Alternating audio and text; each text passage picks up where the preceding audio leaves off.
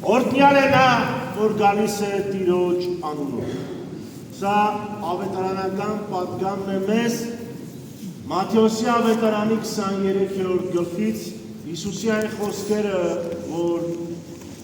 ուղղված է մեզ բոլորիս ասելով, որ ես կընդունեմ ձեզ, եթե այսուհետև ասեք, օրհնյալ է նա, որ գալիս է Տիրոջ անունով։ Սրանից 25 տարի առաջ էր, երբ ես նորաոց քահանա այս գալստյան կիրակին մատուցեցի Մանդրանիկ պատարագը։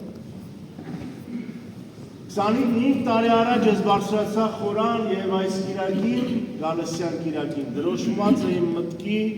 իմ հոգու մեջ, որպես ինձ համար Անդրանիկ պատարագ, երբ որ առաջի անգամ որպես անփորձ նորաոց քահանա Տիրոջը իմ աղոթքն էի բարձրացնում Սուրբ խորանի առջև։ Եվ մասնակցում էի այդ մեծ հարսանյայց խնջույքին։ Երբ որ իմ աղոթքն էի բարձրացնում առ Աստված մեր հայրենիքի համար,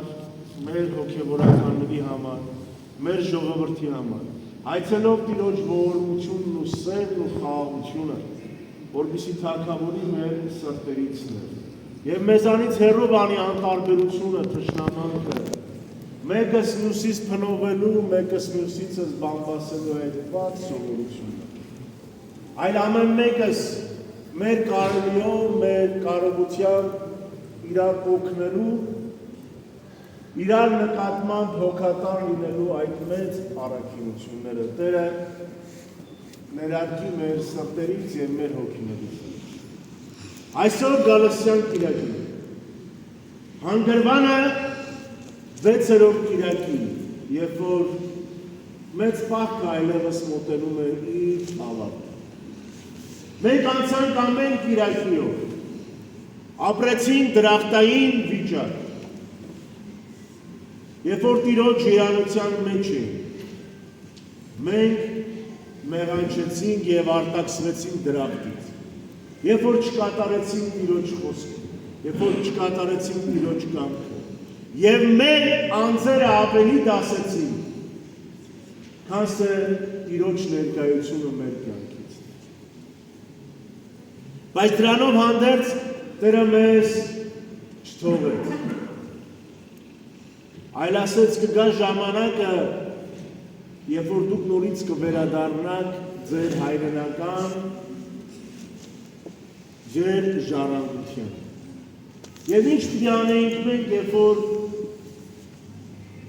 դա ժամանակը մեր վերադարձի, և Տերը նորից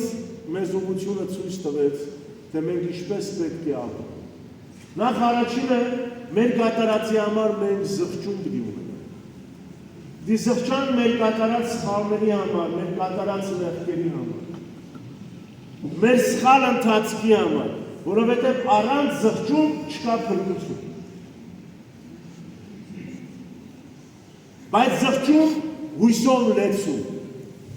Զղջում ոչ թե, որ են արդյունքները մեզ տանում են հուսահատության, ոչ, այլ զղջումը, որը լի է հույսով, որ Աստված մեզ կների և մենք նորից կլինենք Տիրոջ ներկայություն։ Բայց միայն զղջումը բավարար չէ։ Նաև մենք պիտի ունենանք մեր ընթացքը որպես քրիստոնյաներ, և այդ ընթացքը պիտի լինի աղոթքով, այդ ընթացքը պիտի լինի ողորմությամբ։ Չի կարող հավատքը առանց գործի լինել և գործը առանց հավատքի։ Եթե որևէ մեկը մեզանից օգնություն է խնդրում, մենք եթե ի վիճակ ենք չենք կարող ասել, գնա ես քեզ համար միայն աղոթք կանում։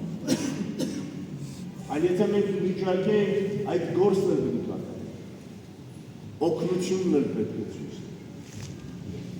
Ինչպես Հակոբոս տյալ եղբայրը չէ իր թղթի մեջ ասում է, եթե որևէ մեկը գա ձեզանից օգնություն խնդրելու և դուք ասեք գնա, ես քեզ համար աղոթք կանեմ, ասում դու առավ ոչ մի բան չարեցի, եթե դու վիճակի էիր իրեն փոխել։ Եվ այսպես ապրելով մեր կյանքը, մենք կանգնում ենք այսօր դատաստանի առջև, մեր կատարած արարքների և գործերի, մեր մտքերի, մեր խորհուրդների։ Գալստյան կիրակին իր մեջ երկու գալուստ է խորհրդանիշ։ Առաջինը երբ որ Քրիստոս եկավ, ինչպես մորթու վրա, չէ, որ անձրև է գալիս, ձայն կա, թե չկա, չէ, անձայն։ Եկավ, ծնվեց մսուրի մեջ։ Եվ Տերը ինքը ասեց, չէ, իր առաքյալներին ոտան լվայի ժամանակ ասեց, ես Տերս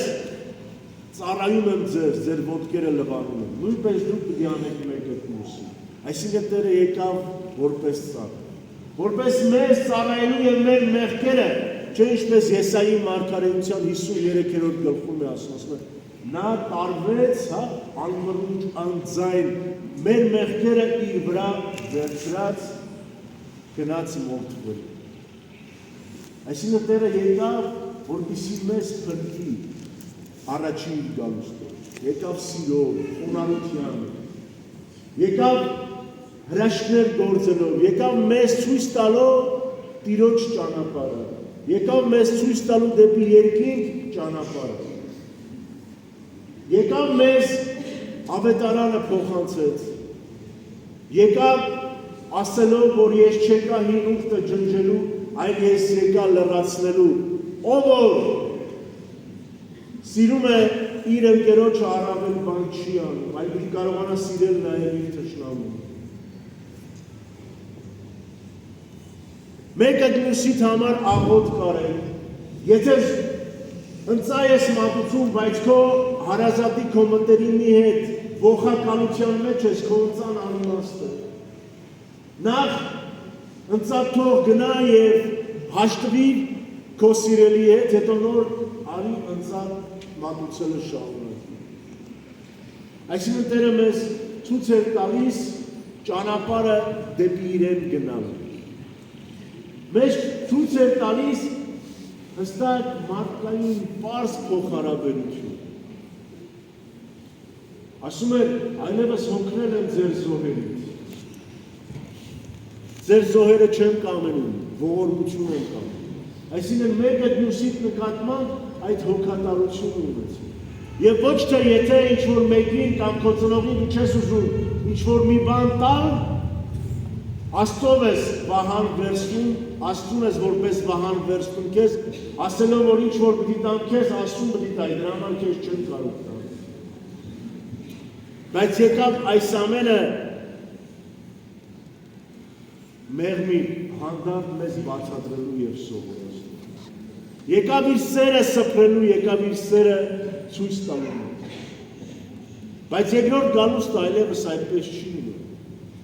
Երկրորդ գալուստով նա գալու է որպես արդար դատավոր դատելու մեզ մեր կատարած արարքներին։ Դրա համար արարչական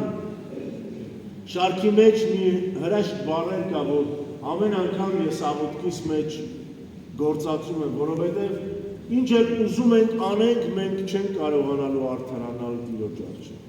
Դրա համար ես իմ աղոթքի մեջ միշտ խնդրում եմ, ասում եմ, Տեր մեր նկատմամբ մի եղիր որպես արդար դատավոր, այլ մեզ նկատմամբ եղիր որպես գթառական։ Որովհետև դու մեր հայրն ես և մենք որդիներն ենք։ Ինչպես անառակ որդու հայրը, չէ՞։ Զավակ ամեն ինչ արել էր նեղացնելու համար հորը, անգամ իրեն մահացած էր սրբել, բայց միևնույն է հայրը սպասում էր իրեն, իր վերադարձը։ Նույնպես մեր երկնավոր հորը մենք պիտի խնդրենք, որ լինի մեզ համար որպես ոչ թե արդար դատավոր, այլ լինի գթառակ։ Եվ մենք էլ ամեն ջան պիտի գործադրենք, որպեսզի այդ գթառատությանը արժանի լինի։ Կարողանանք սիրել և ապրել Քրիստոսը։ Այսօրվա ավետարանի մեջ նաև կար վայրի մասին, երբ որ խոսում է Տերը Մատթեոսի ավետարանում։ Փարիսեցիներին կեղծավոր և դպիներին անմաքուր անվանում։ Ասում էր դուք միշտ փնտրում եք արտաքինը, բայց ձեր ներքինը լեցուն է պղծությամբ, անմաքրությամբ։ Նույնպես նաև մենք չենք ինչքան մենք հոգ տանում մեր արտաքինին, շատ ենք։ Եվ մեր եղունները, և մեր մազերը, և մեր մակիաժը, չգիտեմ տղամարդիկ են չես սկսել այլևս ուշադրություն դարձնել եւ այլն, այս տարբեր գնում են մատնահարդարների մոտ եւ այլն։ Այսինքն ինչքան կարևորություն են տալիս մենք մեր արտաքին տեսքին։ Բայց այդ նույն կարևորությամբ մենք ինքներս վերաբերվում ենք մեր ներքին, մեր հոգուն։ Փորձում ենք մեր հոգին այդպես մաքրել, միշտ մաքուր պահել։ Փորձում ենք մեր հոգուց ներս այդ հարդարանքը կատարել եւ կյանքի կոչել։ Քանից ես չեմ ասում, որ մենք արտաքինին ուշադիր չլինենք, չէ՞, ուշադիր լինենք, միանշան։ Բայց դրա հետ միասին նաեւ ուշադիր լինենք մեր ոգևոր աշխարհում։ Մեր ներսին ուշադիր։ Եթե նկատել եք, չէ՞, ցավոք սրտի, երբ որ մարդկանց հետ շփվում ես, զգում ես, որ ինչքան շատ են այդ դեպրեսիա կոչեցյալները աշխարհում։ Այդ հոգեկան խնդիրները, դեպրեսիոն վիճակները, դրանք ինչից են գալիս։ Դրանք գալիս են այն ժամանակ, երբ որ մենք կորցնում ենք մեր հոգու եւ մարմնի ներդաշնակությունը։ Երբ որ մենք սկսում ենք չկարևորել հոգուն, այլ սկսում ենք կարևորել միայն մարմինը։ Արևմուտքը, որը ցավոք սրտի նաեւ այսօր մեզ մոտ էլ է շատ լինում։ Ամեն մարդ 3 հոգեբան ունի։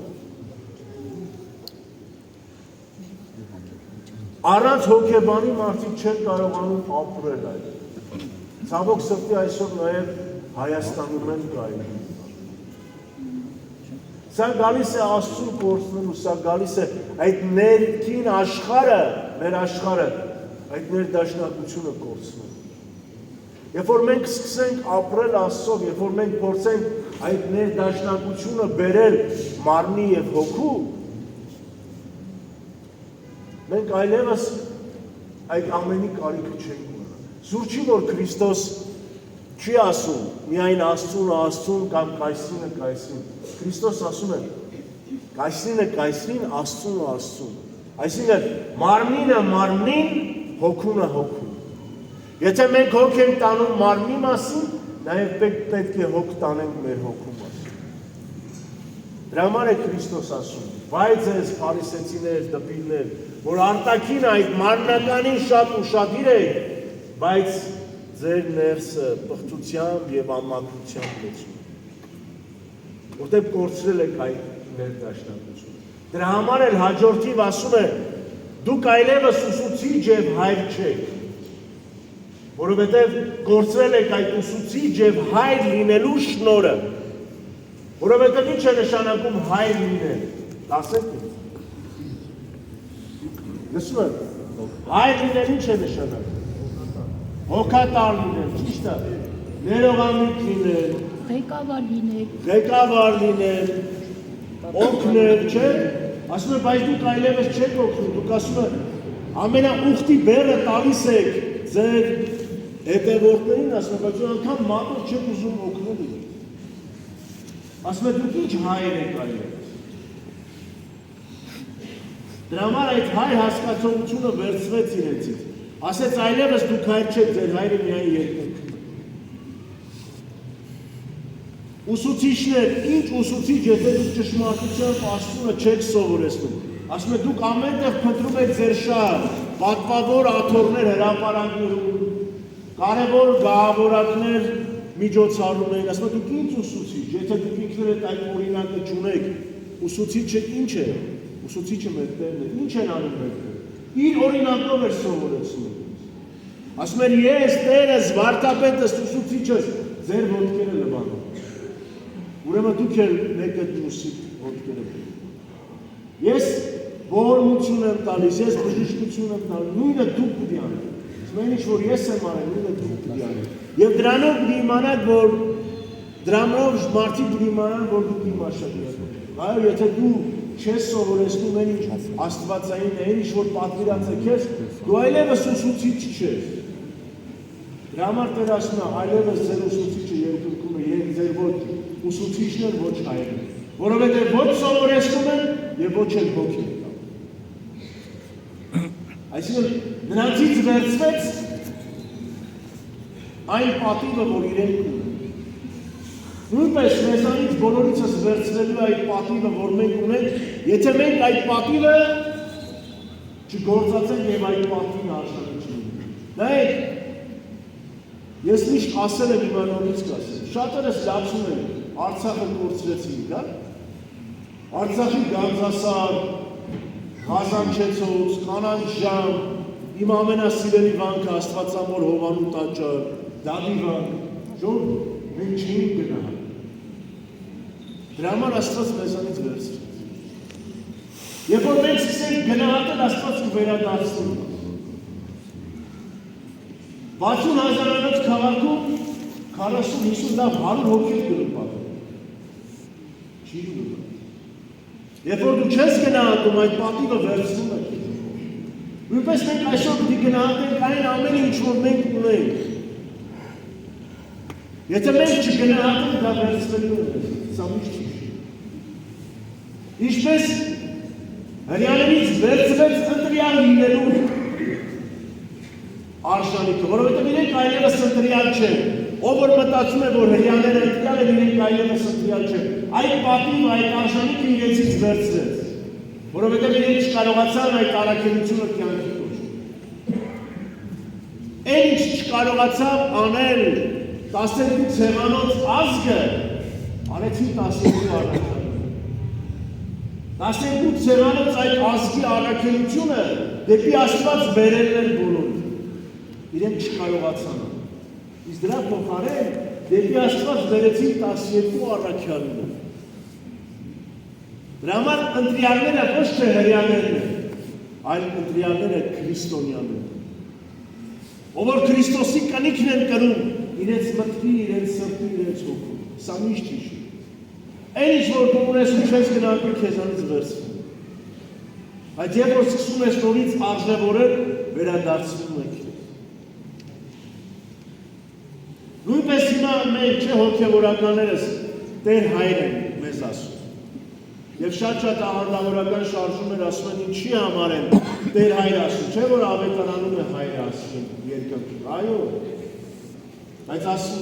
ես ասեցի ինչի համար վերցվեց իրենցից, որովհետև իրենք այդ առաքելության մեջ չեն։ Իսկ քահանաները, ում որ Տեր Հայր կամ Հայր Սուրբ են ասում, այդ առաքելության մեջ են։ Հոգ են տանում իրենց հոտին, իրենց հանձնված ժողովրդին։ Դրա համար իրենք հայր են, որովհետև հոգատար են ու շատիր են։ Իրենք նաև ուսուցիչ են, որովհետև սովորեցնում են այն հոտին,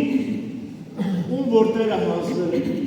Դրա համար նաև այդ պատիվը։ Եվ որ մենք չգիտակցեցինք, չհասկացանք, այդ պատիվը մեզանից կվերցվի։ Բայց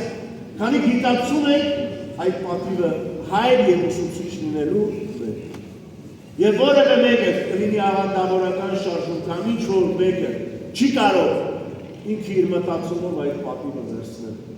մեզանից, որովհետև այդ պատիվը Աստծուց է, Քրիստոսից է տրված հայր հոգևորական։ Ուսուցիչ եւ հայր լինելու Աստծուց հանձնված իր հոգին։ Նույնպես որպես հայր, որպես ուսուցիչ։ Մենք քահանաներս մշտապես մեր խոսքը, մեր միտքը, մեր մտածումն են փոխանցում ձեզ ասելով. Սիրեք Քրիստոս, ապրենք Քրիստոսը, որովհետև դրանից առավել մեծ երջանկություն եւ խաղաղություն այս աշխարհում չեք կարող տալ։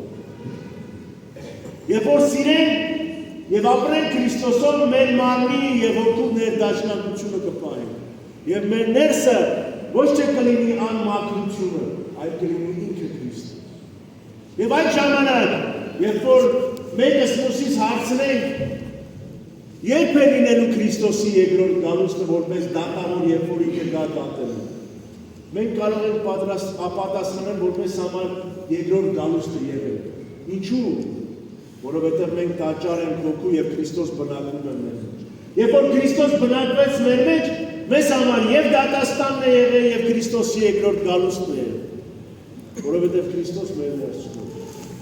Ուրեմն պիտի փորձենք ապրել որպես քրիստոնյա։ Պիտի սիրենք Քրիստոսը։ Քրիստոսի խոսքը պիտի կատարենք եւ նմանվողը պիտի լինենք Քրիստոսին։ Եվ այն ժամանակ իրապես ինչ ավետարանի վերջում ինչ ասաց. Երուսաղեմ, Երուսաղեմ, ինչքան կամեցա հավաքել ձեզ ինչպես հավն է հավաքում իր թևերի տակ, բայց դուք չուզեցիք։ Այդ ժամանակ մեզ ոչ թե այդպես կասի, այլ կասի եկեք իմ հոր օրհնյալներ, որովհետև ես ուզեցա հավաքել ձեզ եւ դուք հավաքվեցիք։ Եկեք եւ ժառանգեք ձեզ համար պատրաստված երկինքը։ Եվ այն ժամանակ մենք իրապես կասենք, օրհնյալ ես Տեր, որ գալիս ես դու Աստծո։ Եվ թող Տիրոջ սերը, խաղաղությունը եւ մխիթարությունը լինի մեզ բոլորիս հետ։ Եվ մենք էլ կարողանանք ծաղկազարդով ավակ շաբաթվա շրջանը հասնելով Քրիստոսի հարությանը արժանի լինել։